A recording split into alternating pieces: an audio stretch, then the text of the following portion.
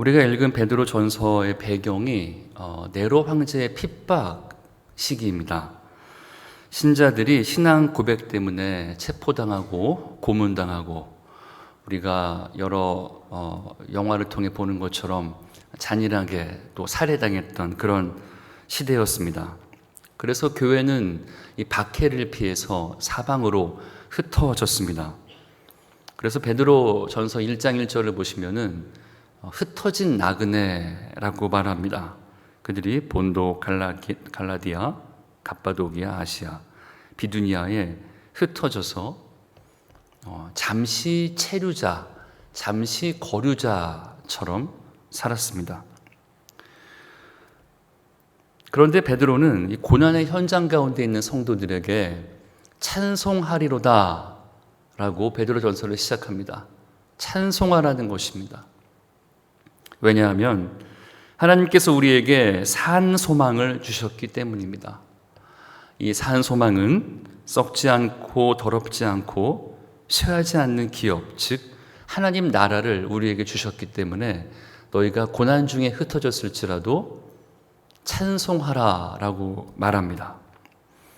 실제로 갑바도기아의 그 엄청난 지하 교회와 그리고 그 사막 교부들이 있었던 그 동굴들을 가보시면은 그 동굴의 벽화들을 보면은 그들이 정말 그 고난 가운데 어떻게 천국을 사모하고 주님을 앙망하며 지냈는지 잘 알 수 있습니다. 그 정서를 저는 베드로 전서를 볼 때마다 느낍니다. 베드로 전서에 나타난 이 고난을 살고 있는 성도들에 대해서 그가 어떻게 말하는지 보십시오. 예수를 너희가 보지 못하였으나 사랑하는도다. 이제도 보지 못하나 믿고 말할 수 없는 영광스러운 즐거움으로 기뻐하나니 마음의 허리를 동이고 근신하여 예수 그리스도에 나타나실 때에 너희에게 가져올 은혜를 온전히 바랄지어다. 나그네로 있을 때를 두려움으로 지내며 거짓 없이 형제를 뜨겁게 사랑하라. 너희 속에 있는 소망에 관한 이유를 묻는 자에게 대답할 것을 항상 준비하되 온유와 두려움으로 하고 선한 양심을 가지라. 선을 행함으로 고난받는 것이 주님의 뜻이니라. 고난을 받는 자들은 또한 선을 행하는 가운데 그 영혼을 미쁘신 창조주에게 부탁할지어다. 예수님을 사랑하는 것, 기쁨으로 재림을 기다리는 것, 형제를 뜨겁게 사랑하는 것, 산 소망을 품고 온유하게 선교에 동참하는 것, 그리고 선을 행하다가 고난을 맞이한다면 그 영혼을 하나님께 의탁하는 것. 이 아름다운 신자의 삶과 고백을 가능하게 하는 것은 무엇일까요? 바로 고난입니다. 오늘 본문을 한번 보십시오. 그리스도께서 이미 육체의 고난을 받으셨으니 너희도 같은 마음으로 갑옷을 삼으라. 이는 육체의 고난을 받은 자는 죄를 그쳤음이니. 베드로 사도는 그리스도의 고난을 우리 마음의 갑옷으로 삼으라고 합니다. 갑옷은 방어용 무기입니다. 적의 공격을 막습니다. 즉 그리스도의 고난을 마음에 품는 것은 죄의 공격을 막을 수 있다는 것입니다. 우리가 성찬식을 할 때 이런 찬양을 많이 부르죠. 주달려 죽은 십자가 우리가 생각할 때에 세상에 속한 욕심을 헛된 줄 알고 버리네. 우리가 십자가에 달리신 주님을 기억할 때 세상에 속한 욕심을 헛된 줄 알고 버리게 됩니다. 우리로 하여금 이 세상의 이생의 자랑과 안목의 자랑과 이 육신의 정욕을 버리게 하는 것은 무엇입니까? 바로 고난입니다.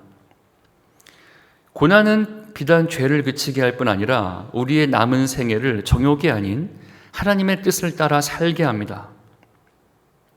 2절에 말하기를 이는 육체의 고난을 받는 자는 죄를 그쳤음이니 그 후로는 다시는 사람의 정욕을 따르지 않고 하나님의 뜻을 따라 육체의 남은 때를 살게 하려 함이라. 저는 짧은 50여 년을 살아오면서 참 이 의미에 대해서 깊이 있게 경험할 일들이 참 많았습니다. 저는 모태불교 무당 구타던 집에 태어났습니다. 기독교와는 전혀 상관없는 배경에서 나서 자랐습니다. 뒤늦게 청소년기 때 제가 혼자 예수를 믿게 되었는데요. 부모님은 기독교 신앙을 극렬히 반대하셨습니다. 제가 교회에 가면은 아버님은 석유통을 들고 같이 따라오셨습니다. 교회에 불을 지르시겠다고. 밥 먹을 때마다 식사 기도를 하는 것이 영적 전쟁이었습니다. 젓가락 떨어뜨리고 주우면서 기도하고, 아무래도 하루에 3번 떨어뜨릴 수 없잖아요. 제사를 거부하고 집안이 발칵 뒤집어지고, 성경책을 집에 가지고 들어갈 수가 없습니다. 성경책을 앞집 기와장 밑에 숨겨놨다가 밖에 나와서 읽고 들어가고, 그렇게 지내면서 그 고난이 저로 하여금 얼마나 근신하게 하고 하나님의 은혜를 얼마나 사모하게 하며 무엇보다 의에 줄이고 목마르게 했는지를 모릅니다. 말씀을 읽기 위해 추운 겨울에 밖에 나가서 기와장 아래에 있는 성경책을 꺼내서 한 구절 읽고 깊이 묵상하고 들어가는데, 마음이 가난한 자가 복이 있나니 천국이 저희 것임이라. 가난한 자의 마음을 가지고 살 수 있었습니다. 예수님을 믿고 얼마 되지 않아 한중 수교를 했습니다. 그래서 저는 그 사인을 선교사로 중국에 가라는 사인으로 받아들였습니다. 너무나 의에 줄이고 목마르었기 때문에 이 세상에 벌어지는 모든 일들이 제가 주님의 뜻 안에서 소환되어서 응답하고 반응해야 될 필요를 보였습니다. 그렇게 들어갔던 중국은 선교가 불법인 핍박의 땅이었습니다.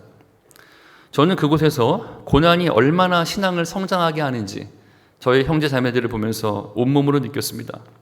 특히 이 중국교회의 1세대 리더들을 만날 때면 정말 영적인 아우라가 있다고 합니다. 아우라가 있는 장수를 보는 것 같았습니다.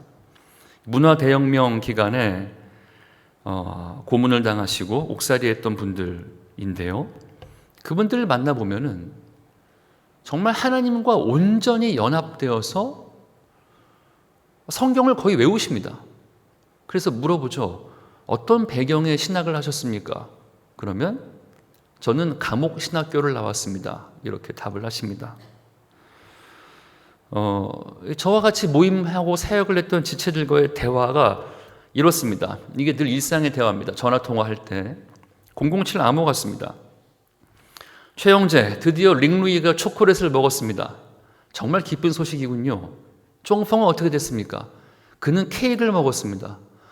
너무나 기쁩니다. 2층에서 만납시다. 초콜릿 먹었다는 말은 복음을 들은 것이고요. 케이크를 먹었다 하면 주님을 영접한 것입니다. 2층은 교회죠. 우리의 대화와 나눔에는 기본 이런 암호 같은 대화로 늘 사역을 나누고 숨을 죽이고, 그 작은 아파트에 목욕탕 의자 같은 의자를 정말 믿을 수 없을 정도로 촘촘하게 깝니다. 여러분 앉아 계신 본당 정도면요, 그 의자를 두면은 3,000명도 앉을 수 있다는 거 아십니까? 꽉 차게 앉고 커튼을 치고 환기가 전혀 안 되는 먼지로 자욱한 곳에서 끄끄거리며 찬양을 부릅니다. 그런데 LED가 어디 있습니까? 빔 프로젝터가 어디 있습니까? 궤도에 넘기면서 악보와 찬양을 쓰고, 그러면 성도들은 종이에 받아 적어가면서 그렇게 찬양을 합니다. 이것이 90년대, 2000년대 초반까지의 중국 지하교회의 모습인데요. 그 가운데 주님의 깊고 놀라운 임재의 무게가 넘칩니다. 여러분, 영광이라는 뜻이 무게입니다. 무게. 성막과 성소에, 성전에 하나님의 영광이 가득했기 때문에 제사장이 못 들어갔다고 합니다. 그 무게 때문인데요. 지금 생각해보면은 그 중국 교회의 가정 지하 교회의 찬양이 박자도 틀리고요, 악기도 없고요, 그 설교도 그렇게 세련되지 못했습니다. 그런데 어떻게 그 말씀을 듣고 정말 구름같이 많은 핍박과 고난 가운데 많은 성도들이 나와왔을까요? 세계 선교 역사에 한국의 부흥을 폭발적 부흥이라고 말하는데, 사실 이것은 중국 가정교회의 부흥이 압도해 버렸습니다. 문화대혁명이 있었고 죽의 장막이 쳐졌을 때 1949년에 서양 선교사들이 모두 추방당했습니다. 이것은 서양 선교 역사의 큰 충격이었습니다. 그동안 정말 100년 이상 쏟아부었던 선교가 끝났다. 수포가 되었다. 중국 교회는 망했을 것이다. 그랬는데 개혁개방이 있은 후에 서양 선교학자들이 들어간 뒤로 깜짝 놀랐습니다. 49년에 70만이었던 성도가 79년에 7천만으로 변해 있었기 때문입니다. 무엇이 그렇게 만들었을까요? 그것은 고난 가운데 의에 줄이고 목마른 마음입니다. 의에 줄이고 목마른 마음은 놀라운 낙차를 만들어냅니다. 폭포의 물이 많지 않다 해도 높은 낙차에서 떨어지면요, 그 폭포 소리가 골짜기를 울리고 그 아래에 있는 돌도 부숩니다. 고난이 우리들의 마음을 가난하게 하고 엄청난 낙차를 만들어냅니다.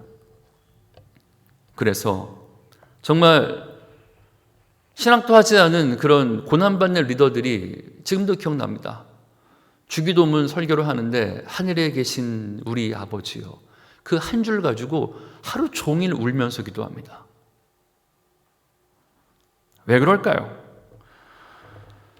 우리 아버지가 하늘에 계시다는 것, 그 말씀이 비루지카 3,000척의 무게로 낙차로 가슴에 떨어지기 때문입니다. 그래서 그들이 즐거이 헌신합니다. 베드로 전서를 보면은 베드로가 이 고난 가운데 형제 사랑하기를 여러 번 강조하는데요, 전 이것을 깨달았습니다. 여러분, 고난받는 선교지에서는요, 형제 자매라고 말하는 것은, 이것이 저를 너무 놀라게 했어요. 진짜 형제 자매가 되는 겁니다. 우리는 형제 자매라고 쓰고 남성과 여성으로 읽잖아요. 그런데 지하교회에서는 형제 그러면 그게 진짜 형제예요. 이런 일이 생깁니다. 최형제, CRA 자매를 좀 그쪽으로 보낼게요. 네, 보내십시오. 그 의미가 뭔지 압니까? 형제 자매로 칭하는 순간 그들은 언제든지 우리 집에 와서 먹고 잘 수 있습니다. 언제까지? 끝없이. CRA 자매를 보낼게요. 그 의미가 뭔지 압니까? 그 자매의 사역과 결혼까지 책임진다는 의미를 가져요. 이 의미가 과도한가요? 아니요. 형제 자매라는 그 호칭에 들어가는 의미가 살아 생명력이 있습니다.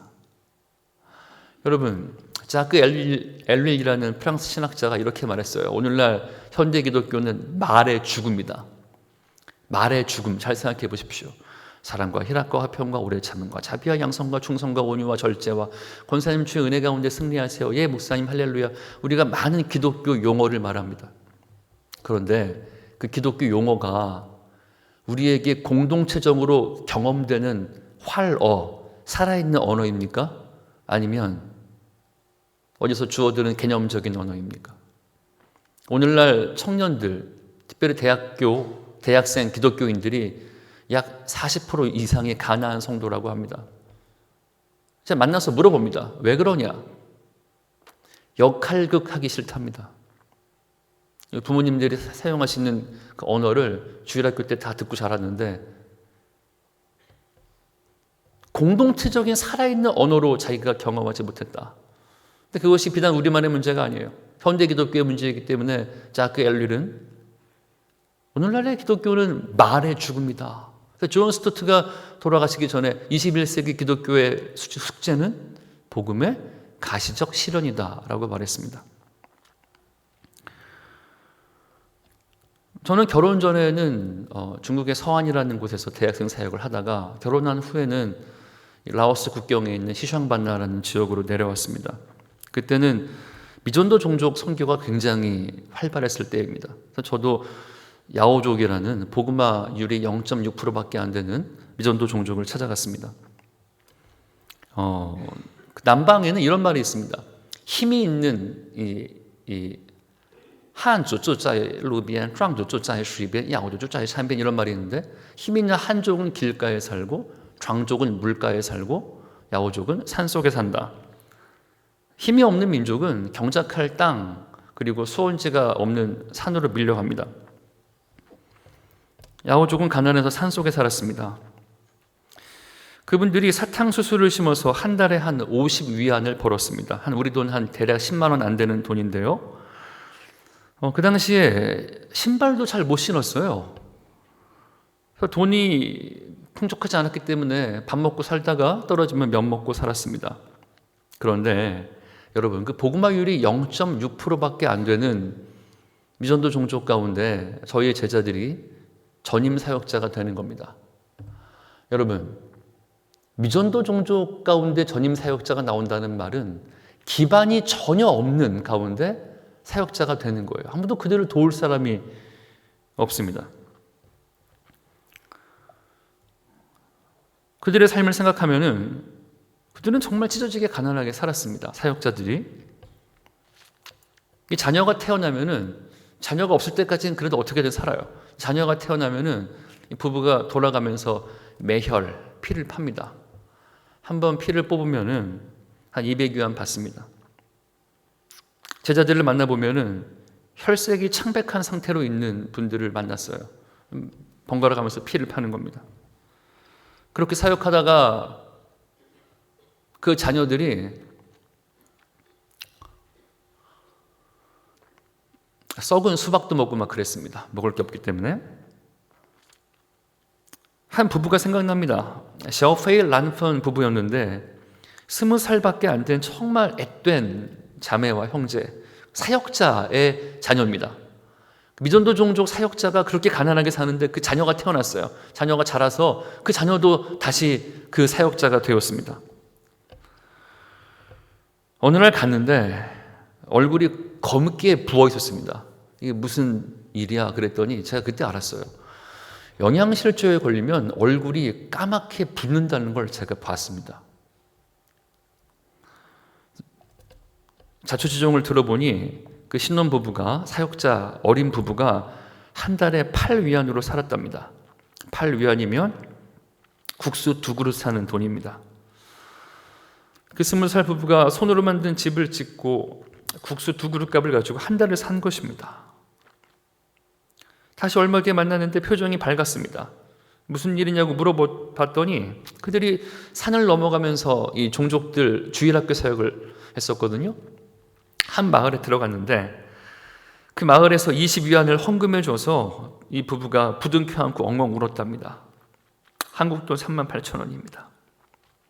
그때 그 신혼부부의 그 시어머니, 그 사역자 그 아버지와 어머니가 했던 말이 기억에 남아요. 이런 말을 합니다. 자녀들에게. 시편 37편 25절에 내가 어려서부터 늙기까지 의인이 버림당하거나 그의 자손이 걸식함을 보지 못하였도다.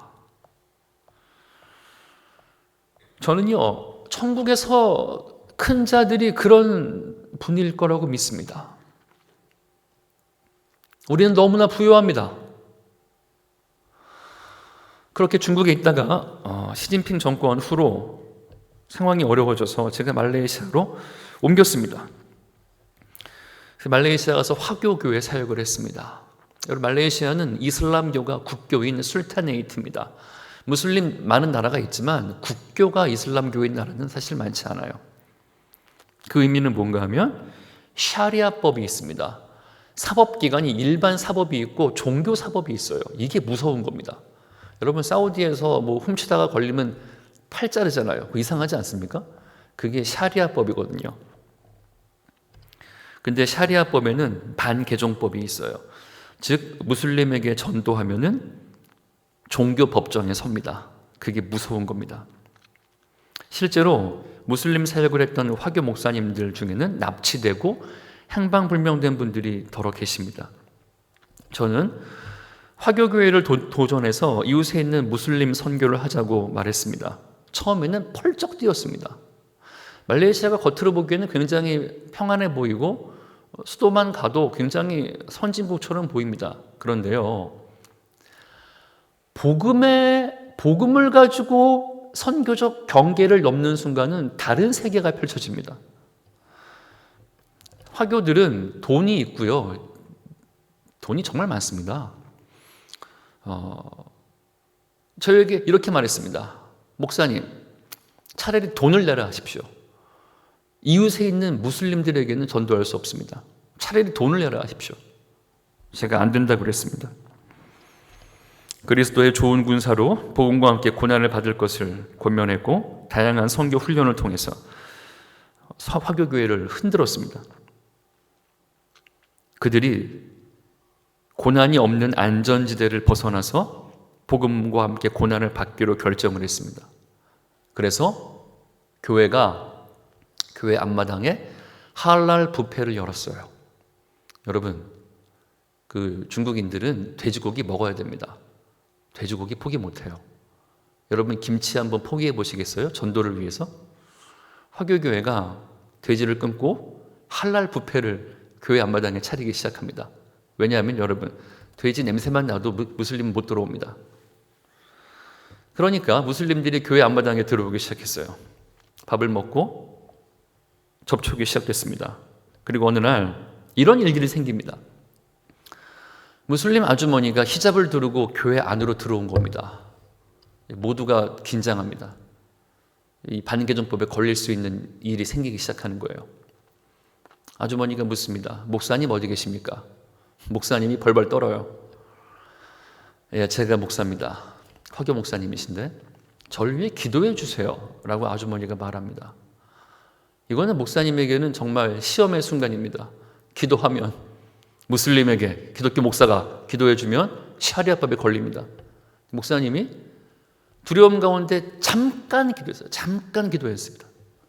며칠 뒤에 그 아주머니의 남편이 찾아왔습니다. 교회에서 큰 소리로 묻습니다. 목사님이 어디 계시냐고. 목사님이 때가 올 게 왔구나. 그리고 제가 목사입니다. 남편이 이렇게 말합니다. 내 아내 암이 나았습니다. 여러분, 복음과 함께 고난을 받는 자리가, 선교적으로 경계를 넘어서는 자리가 오늘날도 사도행전의 역사가 일어나는 자리입니다.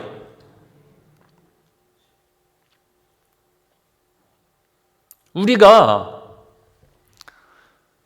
기독교 용어를 공동체적으로 경험적 언어로 살아내지 못하고 세이프티 존에, 안전지대에만 머물러 있어서 그저 우리끼리의 종교성을 만족시키며 있다면 어떻게 하면 좋을까요? 제가 15년 만에 한국에 들어와서 선교한국을 섬기면서 제가 한국에 온 지 한 2년 좀 더 3년 안 됐습니다. 아직도 적응 중인데요. 제가 교회를 다니고 사람을 만나면서 느끼는 것이 있습니다. 그것은 이 한국 사회와 한국 교회도 집단 최면에 걸렸다는 겁니다. 전 이렇게 몸매와 피부 그리고 얼굴에 미쳐있는 사회를 본 적이 없습니다.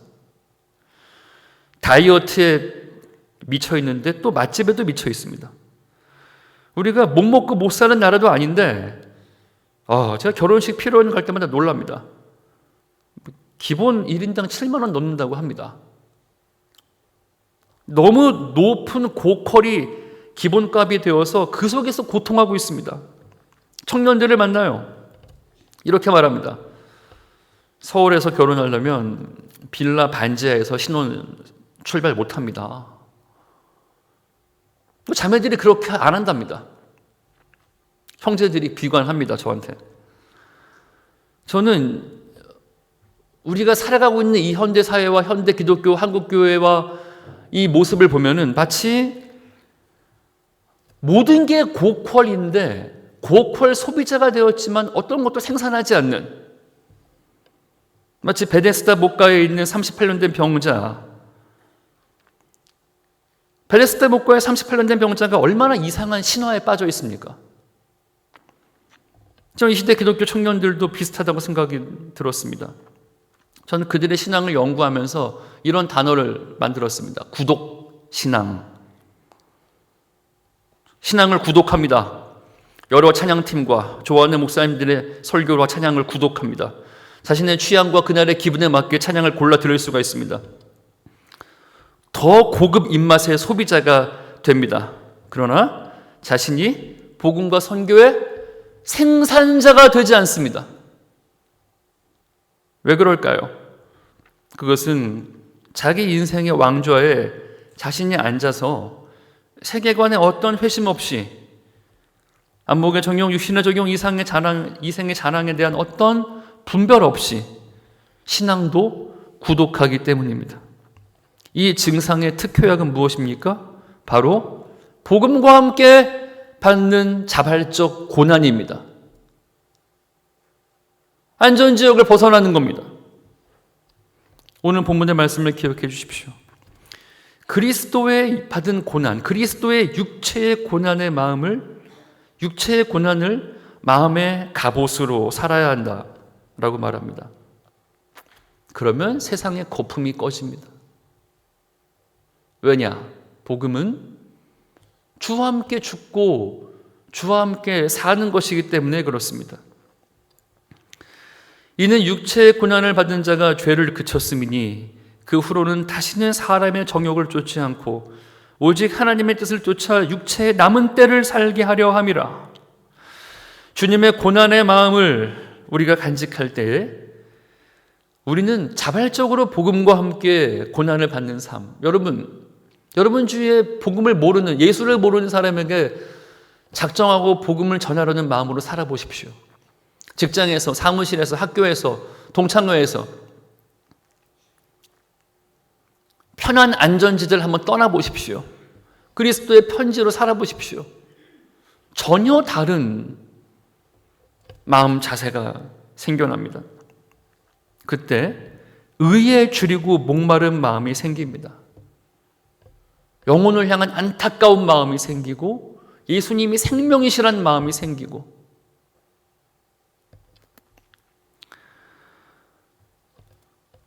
하나님의 말씀과 주의 임재를 큰 낙차로 받아들이게 됩니다. 비로소 마음을 새롭게 함으로 변화를 받아 하나님의 선하시고 기뻐하시고 온전하신 뜻이 무엇인지를 분별하게 되고, 이 영적 예배를, 육체의 남은 때를 하나님의 뜻을 따라 좇고자 하는 그런 열망이 생기는 것입니다. 제가 선교지에 있을 적에 오늘 새벽에도 이 찬양을 불렀습니다. 정말 어두운 밤 같거든요. 어두운 밤 지나서 동튼다 환한빛 보아라 저 빛. 영어 가사가 이렇습니다. For the darkness shall turn to dawning, and the dawning to noonday bright, and Christ's great kingdom shall come on earth, the kingdom of love and light. Darkness, 어두움은 새벽의 빛으로 바뀌고 새벽은 정오의 환한 빛으로 바뀔 것입니다. 그리고 그리스도의 나라가, 사랑과 평화의 나라가 우리에게 임할 것입니다. 여러분, 선교지에서 이 노래를 부를 때는 얼마나 의에 줄이고 목마른 마음인지 모릅니다. 그 마음을 우리 모두가 품고 우리가 이 세대가 어두운 가운데 있는 것을 자각하고 그 빛이 바로 우리 안에 계신 주님이라는 것을 깨달으며 자발적 고난을 통해서, 바울이 디모데에게 말합니다. 네가 그리스도의 좋은 군사로 복음과 함께 고난을 받으라. 우리 가운데 임하신 하나님의 나라가 온 세상에 완성되는 것을 볼 때까지, 우리가 그때까지 주님의 고난으로 갑옷을 삼고 죄를 떠나 주님의 뜻을 따라 살기를 주의 이름으로 축원합니다. 기도하겠습니다. 사랑하는 하나님, 지금도 고난 가운데 있는 선교제 많은 정치적 핍박과 종교적인 박해와 육체의 가난과 모든 공고한 가운데 있는 사람들을 위로해 주시길 원합니다. 우리의 북한에 있는 형제 자매들도 주께서 불쌍히 여겨주시길 원합니다. 하나님, 이러한 이야기가 우리에게서 먼 이야기가 아님을 기억할 수 있도록 도와주시고, 하나님, 우리가 그리스도의 고난으로 마음의 갑옷을 삼아 죄를 이기고, 아버지, 육체의 고난을 당한 자가 육체의 남은 때를 주의 뜻을 따라 살게 된다는 이 비밀을 간직하며 나와 우리 자손들에게 복음과 함께 고난받을 것을 전수하고 다짐할 수 있도록 이 고난 주간 새벽 기도 가운데 이 은혜로 함께하여 주시기를 간절히 기도합니다. 하나님, 함께하여 주시옵소서. 예수님의 이름으로 아뢰었습니다. 아멘.